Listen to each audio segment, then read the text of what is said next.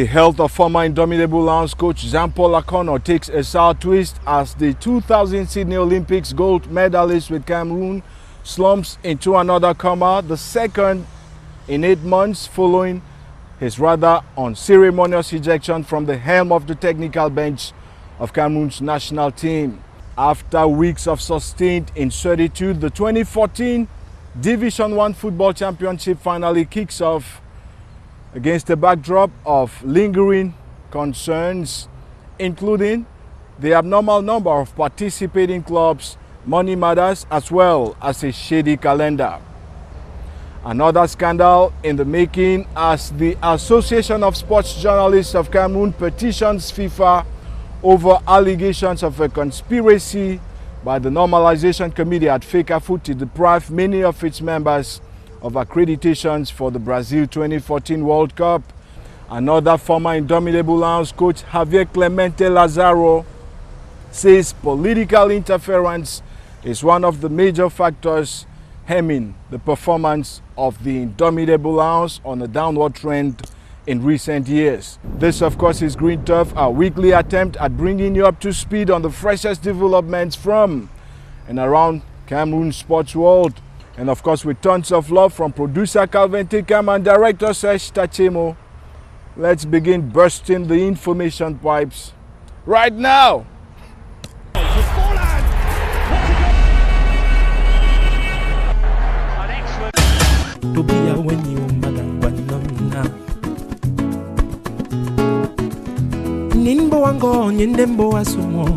After weeks of persistent uncertainty, the 2014 Division 1 Football Championship finally rumbled off at the ramshackle Douala Reunification Stadium at the weekend, with AST FC of Douala bowing 0-1 at home to visiting Unisport of the Opankam in the season opener. Both sides launched hostilities early on in the encounter, unleashing repeated and yet fruitless onslaughts at each other's goal mouths until the half hour when referee Alium City found an AST defender guilty of an uncalled for foul in his danger zone. William Chouameni made no mistake as he gave his side the lead from the penalty spot. Spurred on by coach Alexandre Bellinga, AST FC multiplied attempts at drawing level but squandered all their chances with poor finishing as Unisport, managed by newcomer Serbian coach Sinisa Jovanovic, maintained resistance, spiced by sporadic fleet-footed counterattacks which nearly fetched them a second goal. In other Day 1 results from matches staged countrywide on Sunday, newcomers Bambutos of Mbuda were held at home to a barren 0-0 tie by title holders Cotton Sport. UMS Loom settled on a 1-1 draw with visiting Sable of Batier, while Union Sportive of Douala, led by Frenchman coach Sébastien Roch, dismantled Scorpion Bay 3-0. Elsewhere, Apejes Mfu humbled Douala Athletic Club 2-0 as Canon Yaoundé was served a 2-0 whipping by Greenhorns Cosmos of the Mbam, even as Panther of Dundee slapped Tonnerre Kalara Club of Yaoundé 3 times for no retaliation. Away in Limben, Jalakwan Sports Academy harvested 3 precious points after edging Renaissance Ngumu 1-0 as Fovu Baham lost 0-1 to New Stars of Douala in Banjul. Meanwhile, Young Sports Academy of Bamenda, whose president Francis Young passed away in December as his team won the 54th Cup of Cameroon, were on standby for Day 1 of the 55th championship that has seen the number of participating clubs raised from 14 last season to 19 this year. And so with 35 playing days left to go, many are questioning the capacity of the Professional Football League in its 3rd season to take the season to term, especially considering the increased and rather abnormal number of participating clubs, concerns over funding with the confirmed pullout of top sponsors MTN, as well as prospects of looming wrangling over money between the league and the Association of Club Presidents. In fact, the complete calendar for the season remains to be made public.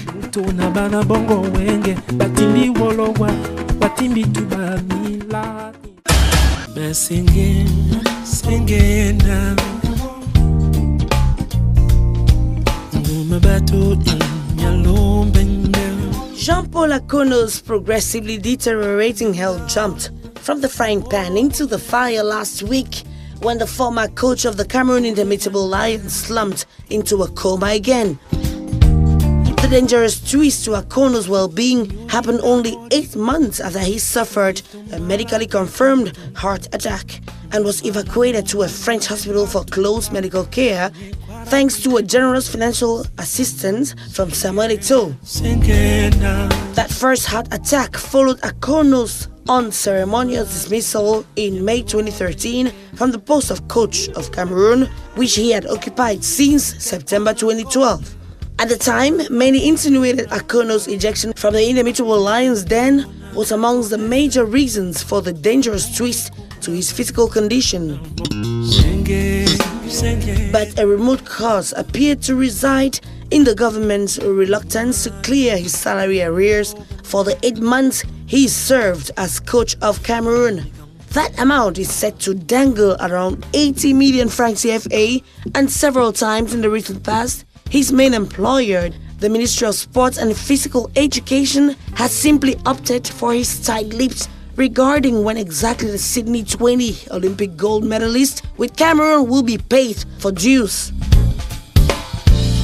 Several months ago, when the issues hit the media headlines, Akono turned down offers to be paid the money piecemeal.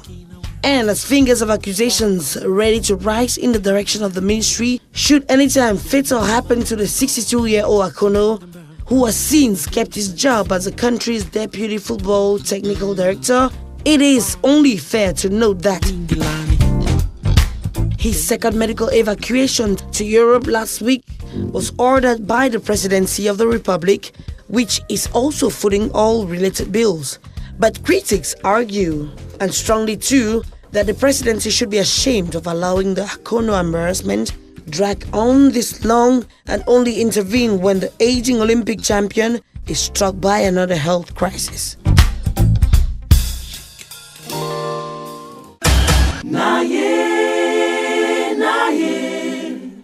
Pembeni na yoyoka tozakoluka.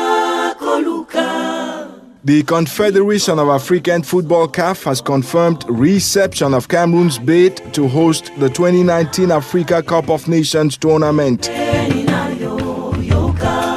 The announcement made last week follows the country's victory in another submission to organize next year's Women's African Nations Championships. If Cameroon eventually wins the Nations Cup bid, it will be the second time in its history to welcome the Continental Football Congregation after a first experience dating back 42 years to 1972. Cameroon will compete for the hosting rights against seemingly better placed contestants, including Algeria, the Ivory Coast, Guinea, the Democratic Republic of Congo, and Zambia. Meanwhile, voting to determine the bid winners for the 2019 and 2021 editions will be conducted in September this year at CAF headquarters in Cairo, Egypt, following an inspection of existing and projected facilities in the competing countries. The inspection team, comprising experts, will be designated later this month. According to our sources, the Cameroon bid was tabled last June. The country's chances of landing the hosting rights will depend on the number of suitable playgrounds it can erect or renovate before 2019. Within the scope of the ongoing national program for the development of sports infrastructure, a Chinese-built stadium has been erected in Limbe in the southwest, while another one is nearing completion in Bafoussam in the west. In the pipes are two other stadia, a 50,000-seater facility earmarked for Douala, and another 60,000 capacity omnisport facility intended for Yaoundé. These will of course add to the existing playgrounds in Rumde Ajia in Garwa, the ramshackle reunification stadium at Bepanda in Douala, and the age-old Amadou Ahijo Stadium in Yaoundé. And so on paper, Cameroon appears a favorite to win the bid. Elsewhere, the 2015 Africa Cup of Nations will be staged in 4 cities in Morocco.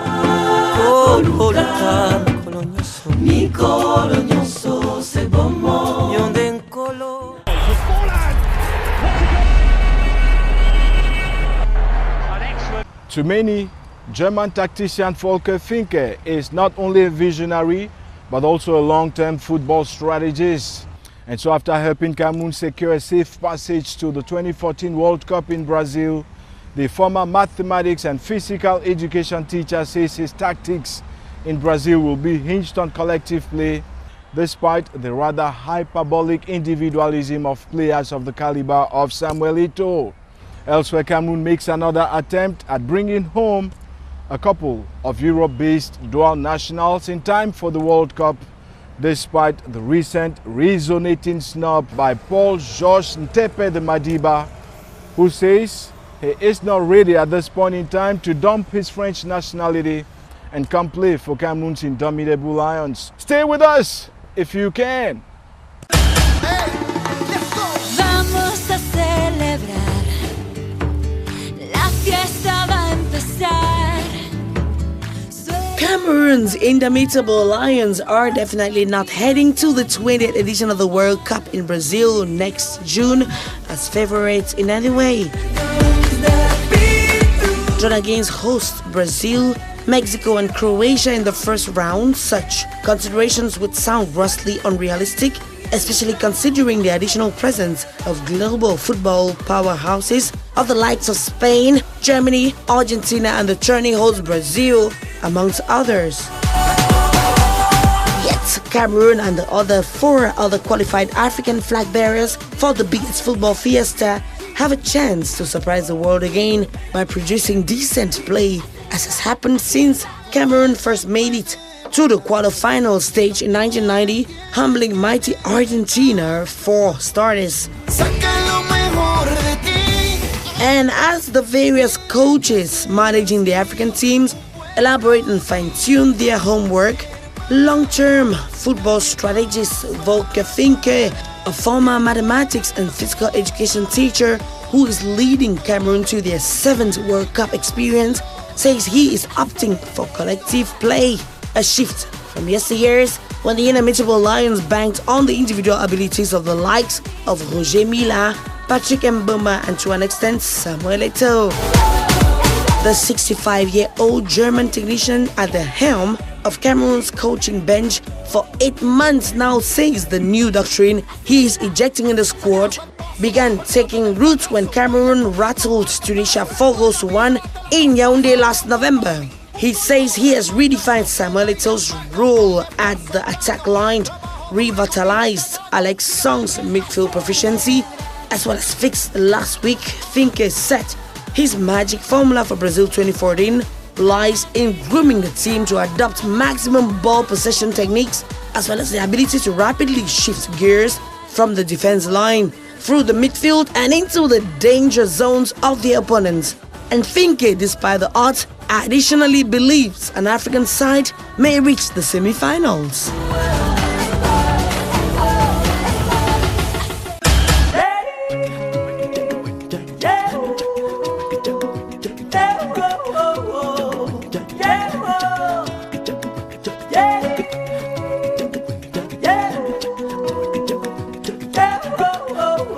There is an emerging scandal over the number of accreditations reserved Cameroonian journalists intending to ensure on-the-ground coverage of the 2014 World Cup in Brazil.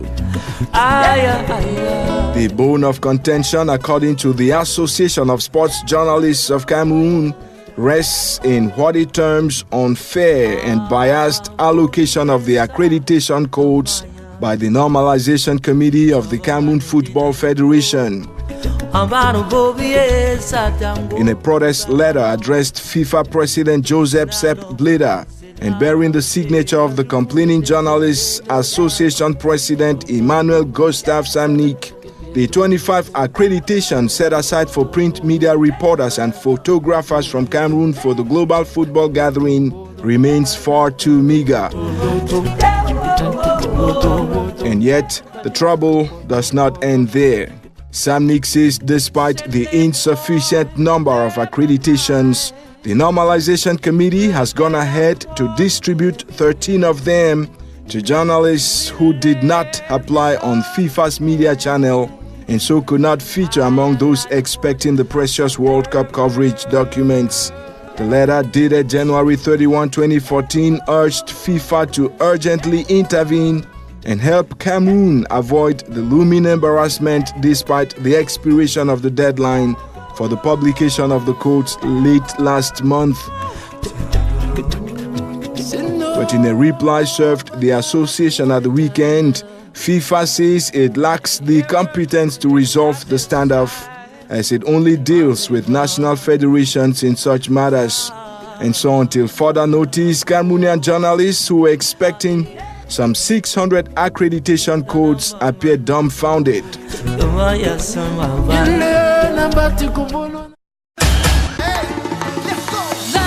a celebrar, la fiesta va a empezar.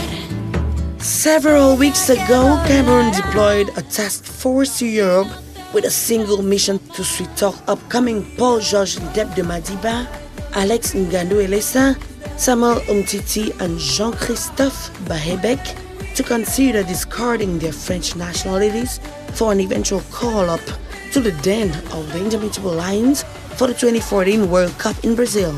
But that mission seemingly failed to bear any palpable fruit, as none of the targeted answered in the affirmative.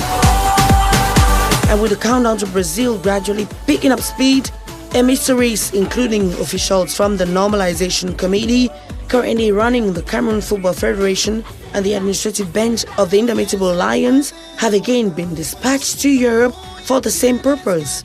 All of the 400 players count at least one Cameroonian parent and have each played for France at various junior levels, including the 2013 Youth World Cup tournament staged in Turkey.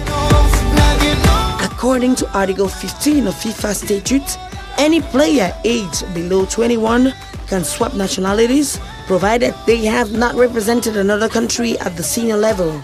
However, while the outcome of the new seduction expedition remains awaited, Paul-Georges Dep, who last week concluded a deal to leave French Division 2 side Auxerre for a 3-year stay at League 1 outfit Rennes, has been particularly nonchalant about joining Cameroon.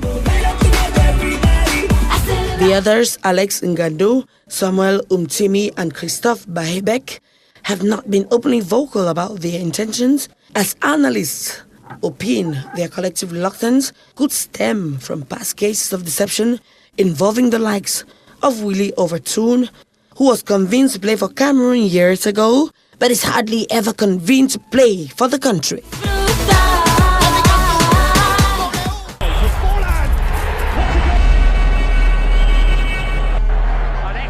And so that was it on our road to Brazil this week. And of course, one of the main reasons for Cameroon's declining football performance in recent years, according to analysts, has been the repeated meddling by politicians who come to dictate and impose the choice of players to be selected into the squad. The various coaches who have mounted resistance against such interferences have almost always lost their jobs with Cameroon. One of them, Javier Clemente Lazaro, admits he was a victim of such circumstances. On the back of all that, we take our scanners to Europe and the Americas to take the pulse of Cameroonian footballers plying their trades in the diaspora. If you got any thoughts to share with us, don't you forget the address is greenturf@canal2international.net. And again, remember, there's always a Green Turf rerun, 10:30 a.m. Fridays Cameroon time. Here we go. Yo yo yo, in a war. Observers of Cameroon's national side, the Indomitable Lions, usually hold the common opinion that one of the reasons for their frequent declines in performance in recent years resides in the chronic meddling by politicians and other powerful lobbies, including player merchants both within and without the country. And recalling his time spent as coach of Cameroon, Javier Clemente Lazaro says the greatest obstruction to his work was the repeated attempts by politicians as well as officials at the Ministry of Sports and Physical Education to impose or demand the non-selection of certain players. According to the Spaniard, who currently serves as coach of Libya, several times during his stint as manager of the Indomitable Lions, he would summon players he considered fit to defend the colors of Cameroon, only to receive prescriptions from the politicians and government bigwigs claiming certain players could or could not make it into the den. Speaking on the sidelines of the just-ended African Nations Championships, the CHAN in South Africa, which Libya won at the detriment of favorites Ghana, Clemente nonetheless reiterated that while such baseless pressures and lobbies were sometimes simply unbearable, he had a great time with the players. He also added that the political and government interference stubbornly remained his greatest roadblock with Cameroon, a situation he hardly ever faced when he served as coach of Spain and Serbia. Clemente's comments, voiced in prelude to the 2014 World Cup in Brazil, give the impression of a wake-up call to German tactician Volker Finke, who so far appears unbendable in his choice for the Indomitable Lions.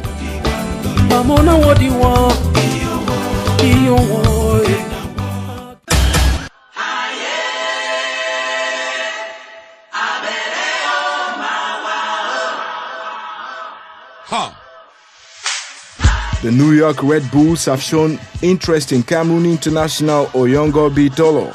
The U.S. Major League Soccer side convened the former Cotton Sport Garoua defender for a series of training sessions at the end of January. According to Red Bulls manager Mike Petke, the decision to invite Bitolo and 10 other players from around the world derived from his increasing popularity and expert recommendations as a promising player with huge potential. It, however, remains unclear if at the end of the trials, the Cameroonian lads successfully charmed the Americans. Meantime, away in Europe, Jean-Marie Dongu Tafak and his compatriot Maki Frank Bagnac last week prolonged their stay at Spanish La Liga Goliaths FC Barcelona up until 2017. The announcement hoisted on the FC Barca website last Tuesday, however, failed to indicate the financial clauses linked to the contract prolongations for both players, who arrived at the Blaugrana in 2008 as football exports from Samuel Eto's grooming academy Fundesport. This season, 18-year-old Dongu Tafak, who considerably impressed his managers during the preseason, has been featured in one La Liga and one UEFA Champions League game, while 19-year-old Bagnac is yet to make an appearance for the FC Barcelona senior side. In England, 24-year-old former Paris Saint-Germain and Liverpool attacker David Ngok has relocated to Swansea City from Division 2 side Bolton for an undisclosed fee. Ngok says the transfer will provide a chance for him to try and polish up his rather disappointing career spiced by unproductive performances, beginning with his stay at Paris Saint-Germain, where he scored a single goal in about 15 appearances, and then Liverpool, which he joined in 2008 and could only manage 19 goals in 92 games. The former attacker with the French under-21 selection has resolutely turned his back on Cameroon after Paul Le Guen and Jean-Paul Akono failed in their efforts to woo him into the den of the Indomitable Lions.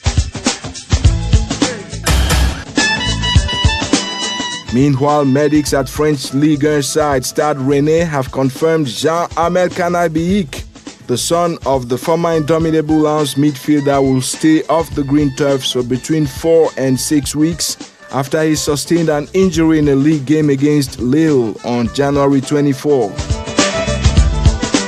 The injury-based sidelining could deal a big blow to the central defender as coach Volker Finke combs the European leagues, arranging his selection for Brazil 2014.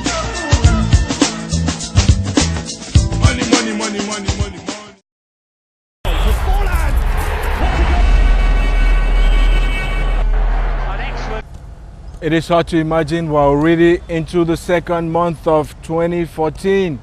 How time flies, and that's where we're going to be calling it quits on this other edition of Green Turf. One thing, remember, have faith in yourself and believe in your abilities, because if you don't, no one is going to do it on your behalf. Now, I'd like to seize this opportunity to tell you how much your loyalty means to us. It is because of you that we try to do the all that we can do. So when we come back next week, we'll probably be delving into a recent outburst by Vincent Aboubakar, currently blazing in the French Ligue 1, and who believes it is time for Samuel Eto'o to call it quits and hang up its boots as far as the Indomitable Lions of Cameroon are concerned. We should also probably be delving into that petition to FIFA by the Association of Sports Journalists of Cameroon, which is accusing the Normalization Committee at FECAFOOT of intending to play foul with the number of accreditations for coverage of the 2014 World Cup reserved for journalists from this country. Until next week, Shalom!